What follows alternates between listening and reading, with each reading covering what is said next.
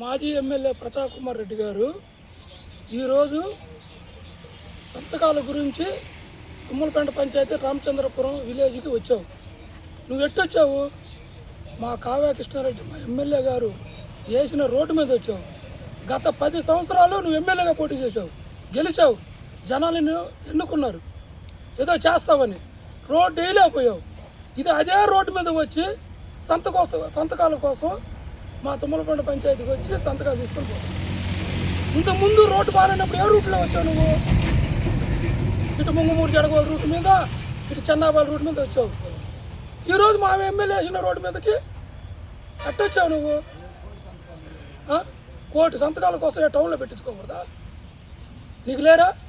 రామచంద్రపురం మా ఎమ్మెల్యే గారు వేసిన రోడ్డు మీదకి వచ్చి నువ్వు కోటి సంతకాల కోసం వస్తా? కొంచెం ఉండాలా. 10 సంవత్సరాలు ఎమ్మెల్యేగా పోటీ చేసావు. ఏం చేసావని? ఏ అభివృద్ధి చేసావు? కోటి సంతకాలకు వస్తున్నావు.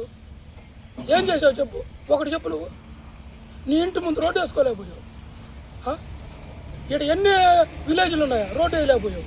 ఈ రోజుకి వచ్చి మేము వేసిన రోడ్డు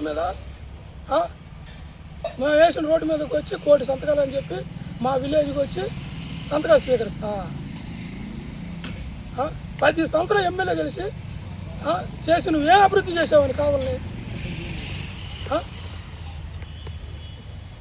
కనీసం నీ ప్రోటోకాల్ని చూసుకో. నీ ప్రోటోకాల్ని కరెక్ట్గా ఉందా లేదు చూసుకో. నీ తుమ్మలపేట పంచాయతీకి వచ్చి నీ ప్రోటోకాల్ని కరెక్ట్గా ఉందా? సర్పంచ్ లేడు. నువ్వు ఏ లెక్కలో వచ్చావు మేము వేసిన రోడ్డు మీద? గత 10 సంవత్సరాల నుంచి నేనేస్తానని చెప్పి అంతకుముందేమో గవర్నమెంట్ మంద కాదు, మన చేతుల్లో లేదని చెప్తివి. మళ్ళీ 2019లో గెలిచి ఏం చేసావా? ఒక్క పని చేసావా? మా పంచాయతీలో కానీ మా విలేజ్లో కానీ ఎడని ఒక్క పని చేసా చూపి. ఈ రోజుకి వచ్చి కోటి సంతకాల కోసం వస్తున్నాడు. కొంచెం ఉండాలా. మాజీ ఎమ్మెల్యే గారు ఆలోచించుకొని ఏదైనా పని చేయండి. అది